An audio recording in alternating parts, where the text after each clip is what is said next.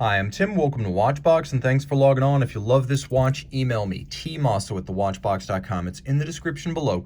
Your purchase and pricing email question line for buying this or any watch you see on any Watchbox platform. Reach out to me directly for pricing, tmosso@thewatchbox.com. Today we are discussing a model, part of a family, launched in 2016 at Baselworld. Rolex Oyster Perpetual Datejust 41, reference 126333 in 904L steel and yellow gold. A traditional Rolex in a modern size, it is impressively constructed inside and out. The watch measures 41 millimeters in diameter by 11.8 millimeters thick and 47.6 millimeters lug tip to lug tip, with a 21 millimeter spacing between the lugs. I'll throw it on my wrist, which is 16 centimeters in circumference, and you can see it's a good fit. It's a bigger and broader Datejust, though it's not quite as large as the Datejust 2 was, though nominally the same size. That watch featured solid end-link Oyster bracelets exclusively. The Jubilee came back on the Datejust 41 family, but it was not available on the Datejust 2, with the result that the Datejust 2, though the same size and case diameter, wears a lot larger. On my 16 centimeter circumference wrist, no issues, as the lugs are nowhere near either side of my wrist. You can see that from over the top as well, and it's flat enough to fit underneath a cuff or a tight sleeve, so this watch could easily be your dress watch.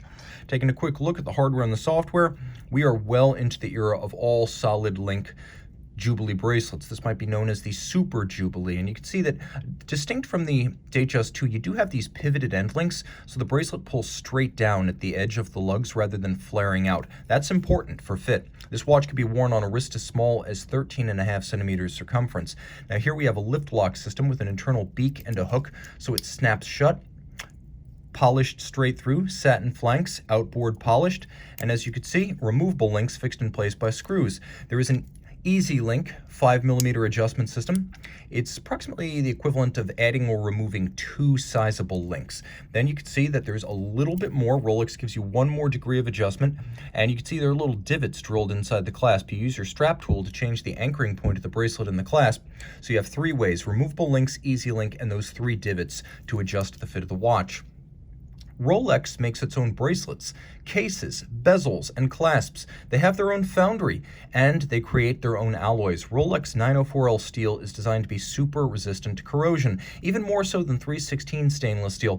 It is resistant to corrosion under extreme temperatures and pressures, and unlike conventional steel, you don't even need to rinse it after saltwater exposure. Rolex also smelts its own gold, so this yellow gold is Rolex's own. Twin lock crown in gold, you know that because it has two dots. Screw down crown, 100 meters, water resistant. A completely undiminished, faceted yellow gold bezel that twinkles like a cut gem, with the grace of the sinuous and tapered non-super case profile. If you've seen the GMTs, the subs, the Sea Dwellers, the Explorer 2, you know what I mean by super case. They're squared off and sheer. This is not that. The dial is a lovely sunburst yellow gold, and you can see this model has been made since 2018 because it has the little crown between Swiss and made. Yellow gold hands, yellow gold Rolex crown, yellow gold indices, the idea being to resist oxidation over time, and the dial has a wonderful luminous quality to it. Cyclops eye magnifier inside the case, Rolex caliber 3235, 70-hour power reserve, different from the 3135 in that it has a rotor ball bearing system rather than a jeweled staff, and the 70-hour power reserve is bidirectional winding on that rotor bearing, which is shock tolerant. Also shock tolerant, a full balance bridge with a free sprung index. That's the architecture of the balance, making it tougher stuff. It is an overcoil hairspring made by hand that allows the watch to keep excellent time during the COSC chronometer test, but Rolex then takes the COSC certified movement, cases it up, tests it in 6 positions so that it will run no worse than -2 + 2 seconds per day, hence this term superlative chronometer. For the last half decade or so, that has really meant something. And of course, the watch features a quick set date and hacking seconds. The 31 jewel movement, beating away at 8 beats per second, has a niobium zirconium anti-magnetic hairspring alloy that makes the watch quite hardened against both electromagnets and permanent magnets. So this is a remarkably robust interior to a watch that is outwardly a dress timepiece. It has the same beating heart inside as a Submariner or a Sea Dweller. Reach out to Team Mosso at thewatchbox.com for purchase and pricing details. Back with the Datejust 31 Rolex Chromolite Blue Lume by Night.